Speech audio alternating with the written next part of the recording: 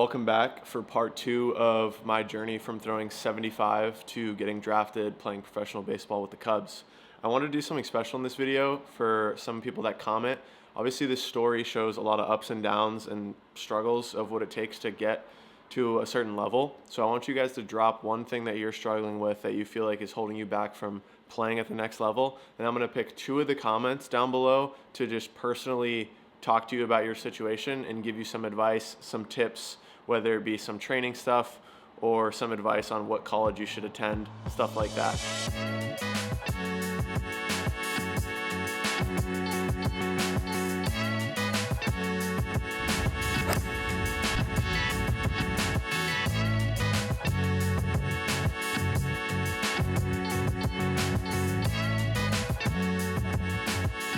All right, so we're right back into it. We left off after I transferred from Cal Poly, which was a D1 that I had a full scholarship at, basically.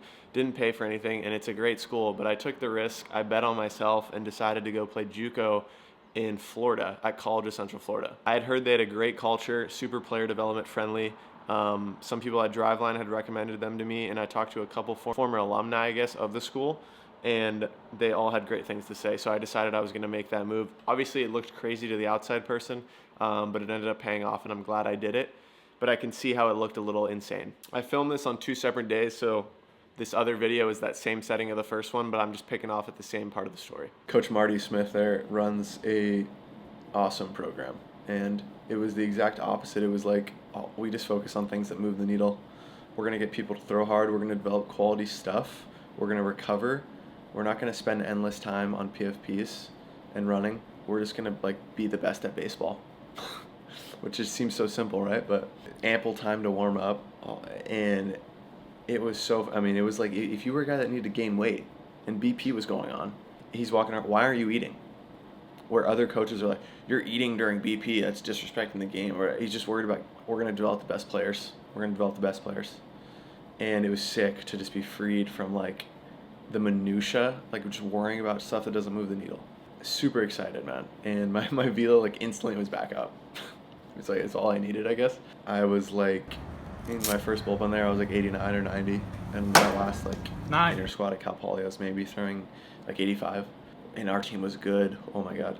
We would have beat most mid-major D1s or give them a really good fight. We had another lefty that was low 90s on the mound. A couple righties that were low to mid 90s. Our staff was better than my staff at the D1 that I had left, from top to bottom. It was super fun to just be able in that player development friendly environment. I'm ready for the 4Gs on Perez. On the mountain, try to. That was the COVID year though, so I made a couple of outings. It went well. It went really well, honestly. I had one bad outing, but I think I had 5 starts and 4 were really good. Talking to a handful of ACC and SEC schools because I'm now on that side of the country. They couldn't officially come watch until it was March 1st. That's when D1s can come watch JUCOs. I'm talking to a handful of schools, and then I'm about to have this outing against Santa Fe College. And that night was when all the COVID stuff happened. It was that day before that outing, and eventually the game got canceled, and then the season after that, and so on and so forth. Within that month, I ended up talking to Oregon State. They had a scout that knew Coach Rich Dorman, who's the pitching coach there, and he was watching me in Florida, and I guess referred me to him, and that's how we got connected. And I think someone had seen me throw when I was with the Corvallis Knights, and like I said, I had a really good year that summer, really good showing over 20-ish innings. And so I ended up getting the financials worked out, and I was like, yeah, I'm going to commit to Oregon State. I'm going to go back to the West Coast. Sick program. I'm in most national titles in the super regional era.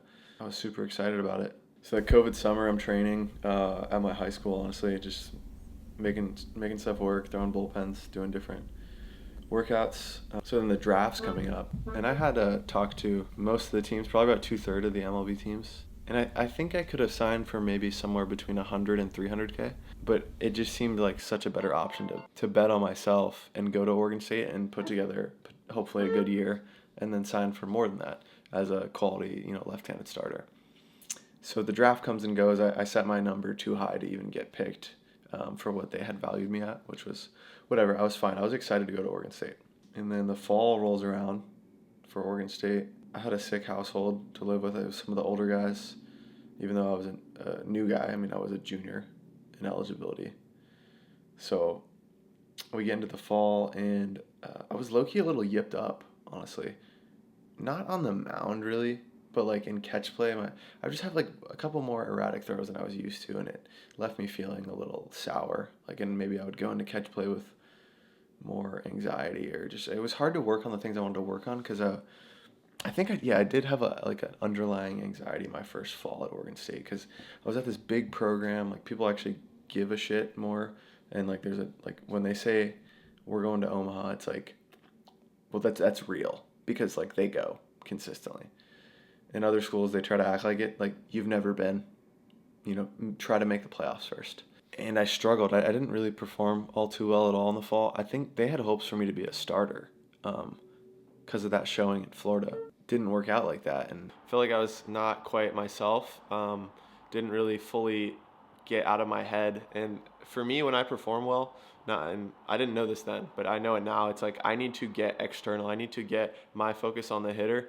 I need to find something with a hitter that pisses me off to tap into that like full like primitive competitive nature versus being Mr. Internal guy of like I don't even see the hitter. I just go, that doesn't work for me. I want to see the hitter and I want to get upset about the hitter for something that, and it's like, even if it's artificial, that helps me get into my flow state, which I wish I knew back then, but it's God's timing. So perhaps there was a reason why I wasn't able to tap into that back then. But I struggled a lot in that fall mentally, and then my performance suffered as a result as well. But something that was big was we had a Bible study, and I think that was able to keep me grounded and get me on a better path. And that translated into performance as well. I started going to that probably in the late fall. And I would recommend all of you guys that are struggling with that have a faith background, or if you don't, to try out your team chapel or Bible study and see if that can put you in a better headspace. One thing that was huge for me was Rich Dorman, the pitching coach, like I said. We developed a slider because I was really only throwing my four-seamer, my curveball, which moved a ton, so it was so hard to throw for a strike. And it was too big to just be like only have two pitches. And a changeup that I just had no feel for. But we developed this like bullet slider. It changed everything. I was able to throw for a strike a lot. It gave me a pitch to bridge the gap. And honestly, that changed my career direction. I don't think I would have got drafted without that pitch because I think I would have been behind in the count so much and like had less feel for my other pitches that I would have thrown slower and just had a terrible year and probably not pitched. But that freed everything up. So I was ahead in the count more. I was able to rip more fastballs, get on some, and then I just like threw harder as a result. So that was huge, developing that pitch. It wasn't anything special at all. And it was like a low 80s and it was a bullet, but it played. We developed that pitch and then we go into winter break, and that was when everything clicked for me. I threw live about 5 times. Just started putting stuff together. Throwing way more strikes. Big cue for me was like, you can't throw until your front foot hits the ground. Allowed me to just feel patient. Everything came out better. So much better. So when I was throwing these live ABs back at home, I grew up in Santa Cruz, California. This was during COVID stuff, so we were like sneaking on fields and stuff, high school fields essentially. And I remember one specific time I was throwing at Harbor High School, which is like in Santa Cruz County, throwing live to some of my friends growing up. Shout out Javi Felix, I think Ruben Ibarra, he's with the Reds now, was there. Some dude spawns in and like tries to kick us off the field, and I'm like in the middle, I'm like set on the field. I'm like, I got like 10 more. I got to get these pitches in. And this dude like threatens to call the police. It was just, it was crazy what a guy had to do just to throw live ABs. But that was a hilarious story that I remember. The dude literally went out of his way to come on the field and try to get us like in trouble for throwing live ABs in the summer during quote unquote like COVID stuff. So I remember I was like, I'm getting this work in. Like, and this guy sat there and like watched the rest of my bullpen. He probably had no idea what was going on, but we jumped the fence to get in and stuff too, so good stuff there. It was around this time I really start feeling comfortable with like my identity as a pitcher and the friendships that I'd built at Oregon State. Obviously I was brand new, and when you guys go to a new school like that, it's kind of weird at first, but I had developed some strong relationships with some of the teammates that just made everything flow better. I was super glad that I was in a different state of mind going into the season versus kind of how I was in the fall, where I was a little iffy and unsure of myself. So I ended up hitting about 93, it was 93.6, which was a new PR for me in game, in one of those spring winter games at Oregon State, which was pretty cool. I had a couple feels that I was working on that had really started to help me. One of them in particular was I was literally like feeling the ball like it was an egg in my hand versus a like a stress ball, like something you would squeeze down on. It was like, how gentle can I have this feeling? And I think that just allowed me to transfer energy better through the ball and keep everything like floating versus tensing up too early in the delivery, which can definitely hinder velocity and prevent you from getting into the positions that you would naturally get into. Around this time, so I'm going through my camera roll to kind of bring back memories of what had happened, you know, on this timeline. I got a custom glove, which we didn't get at my first college. And this glove was sick. I'll post a video of it here. It was like a custom black and orange glove with a Beaver logo on it. So it was pretty big league, and it was really cool to be able to get that. Around this time, I'm really building off that feel of like not applying any intent until that front foot lands. Here's a clip of me throwing. It was just a curveball and a fastball, one of these old videos that I have, but I felt really good going into the season. I got off to a good start. We played down here in Arizona. It was at a tournament in Surprise, which is the Rangers and Royals complex. Threw a couple scoreless innings there. I think we played Grand Canyon. We actually punched out 18 as a staff, and I pitched in that game. Obviously, 18 punch outs in one game is pretty crazy, so they made a little graphic of us. I'll throw it up here. But it was a great start to the year. I hit a couple rough patches, though, for sure. I had an outing against Oregon where I kind of literally blew up. I got pulled from the game when I didn't think I should have, and then all my runs ended up scoring. And it was honestly the most pissed I've ever been on a baseball field. It was crazy. Normally, I don't show my emotions a ton, and I don't think showing emotions is bad, to preface that. But I had just felt so confident in that moment, and then I didn't get the ability to follow through on it. And who knows what would have happened if they left me in the game. But that was definitely a learning moment. I think from that point forward, though, I was so it was like everything was out there. So I was so I got to back this up now. You know, if I'm going to be the guy that's freaking out because I got pulled from a game, I better go put my nuts on the line when I'm pitching again, or else it just looks like I'm a fraud. So it's kind of interesting. I think that did help me kind of propel my season. My next outing was against Cal, and I hit 95 in that outing, and I shoved. I think I threw twice that weekend, but the last game I went 2 1/3 with 5 or 6 punch outs, and kind of bridged the gap to get to our closer. But yeah, I definitely had some ups and downs. I mean, I finished the year with not a great ERA. I think I had a 4.8, but we roll around to there's actually a funny story here. I'm going through a rough patch at the end of the year, and my pitching coach, he was kind of messing with me. He's just you're just like a butter knife. You just lost your edge, like a dull knife. And he was pushing my buttons. But I think it worked out because we go into the TCU regional. We were the 2 seed. I ended up getting all regional. I threw twice. I threw 6 innings, and I pitched really well at the end of the year. So it was great to put a stamp on it like that. Runner goes. Glenn is down. It would have been great to go to a super regional. We ended up blowing a lead to Dallas Baptist. I think Wheels has the video here on YouTube somewhere in the regional final, which sucked. We had a big lead somewhat late in the game. But either way, I got to put a great stamp on my year. I talked with my agent, and we had planned to throw in the draft league, which was up in Pennsylvania. It was the first year they were doing it, just to get some more exposure. Again, I threw as a reliever all year, and relievers don't get paid as much in the draft as starters do, unless you're like Ben Joyce or someone who has crazy outlier reliever stuff. So this opportunity in the draft league was basically can I throw in longer outings and still do well, hold my velo, etc., potentially get paid a little more, drafted higher, start in pro ball. It was kind of just it made sense, and there wasn't really a ton of downside as long as I stayed healthy. But I ended up throwing in the draft league, and I didn't do great. If anything, it did hurt my stock, I would say. I threw a little slower, and my numbers weren't great. But I did have a couple good outings sprinkled in there. Granted, I only pitched there for about a month before the draft was coming up. And I ended up flying back home for the draft. Draft day was really cool. I had talked to a handful of teams that I thought were going to pick me and didn't get picked by that team. But that day was one of the longer days of my life, I would say. It was just whether I was going to get picked on day 2 or day 3. Day 2 is rounds 2 to 10. Day 3 is rounds 10 to 12 or 10 to 20. Obviously, you want to get picked earlier, but as long as the money works out and a team is a good fit, then it doesn't really matter. It just can give you some anxiety if you're waiting and it's towards the end of day 3. It was a very high chance I got drafted. It was pretty unlikely for me to go undrafted. It was just when it was going to happen. So that day rolls around, summer of 2021, draft day, day 2. I'm talking with my agent here and there. I talked to the Padres in the 7th round, ended up not working out. I decided to wait, and and then we got the deal with the Cubs offered, and that was going to be in the 9th round. So the funny thing about the way the draft works, though, is teams can say they want to take you here and you can agree to it, but then they could end up taking another player. So there's no real guarantees, which is pretty crazy. And the issue with that is there's no guarantees with the player either. So a player can agree to be picked there and the team does pick him, but that player can still not sign. So it's a very like honor system, this stuff.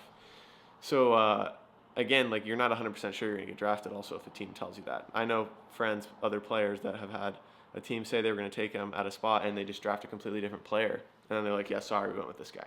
A lot of nuance and a lot of figures being thrown around money-wise within a very short amount of time. And honestly, like depending on what you take, it can change the trajectory of your career and your life.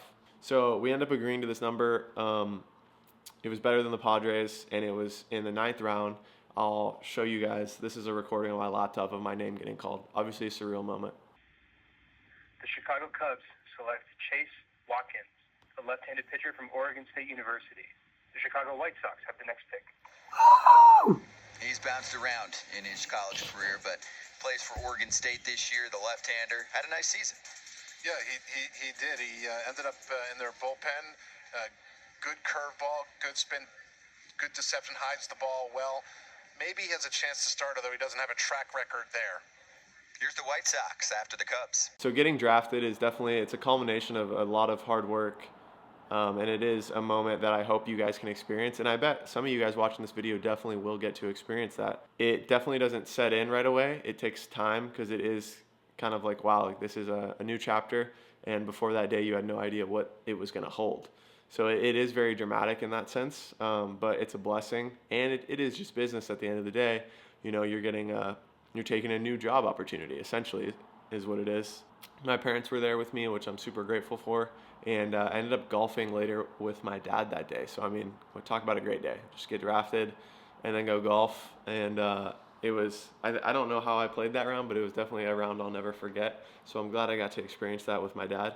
It's a moment where you kind of reflect on what you've come through and the highs and lows of your career up to that point and the doubts and the failures and all of that stuff in between, because it really is a culmination of a new chapter. You know, committing to a college is one thing, that's kind of like the preview to it, but it won't be the same as fully going professional, which is why it's so special. And you guys that are watching this that have been drafted know what I'm talking about. So in the days after the draft, a lot of people don't know exactly what happens, but for me in my situation, they flew several picks out to Chicago, and I happened to be one of them, which was pretty cool. We stayed at a nice hotel really close to Wrigley. They drove us in like this SUV to Wrigley. It was like, it felt like we were getting driven around by Secret Service. That was the first time I had ever been to Chicago, so that was cool as well. And we get to Wrigley, we sign our contract there actually, and we do like a mini tour of stuff. I think I have a video that I can find. We signed in the press box there and took a picture with some of the other draft picks. And then after that happened, we had a couple of days before I think it was about a week or so before we headed down to Arizona, which is the complex, Mesa, Arizona, for the Cubs. And you start getting to work and you're a pro baseball player. So one day you're at home, don't really know what the future holds. And the next day you're at the complex with, you know, like Jason Hayward's rehabbing, and you're now employed by the same people in the same organization as people that you've watched on TV for your childhood. So it's pretty surreal, definitely. So that's pretty much a wrap on my story. I've been in pro ball for 3 years now, and I've had some bad years and some good years in pro ball. That could be a whole nother video. But as far as my story from going from barely pitching really early years in high school to getting drafted as a left-handed pitcher, that's what it entails in a deeper form. There's a few things that were left out just for time's sake. But if you have any further questions, guys, drop them in the comments. Again, we're going to pick 2 people that comment something that they are going through baseball related that they want advice with, want help with, whether it is training, mechanics, etc. I'm going to pick 2 of those, and I'm going to have an in-depth conversation with them on Instagram DMs, giving them some of my advice as a pro baseball player in the shoes right now, living it. So again, make sure you guys subscribe, hit the like button, turn on post notifications. I'm going to be posting more on YouTube. I appreciate you watching. God bless.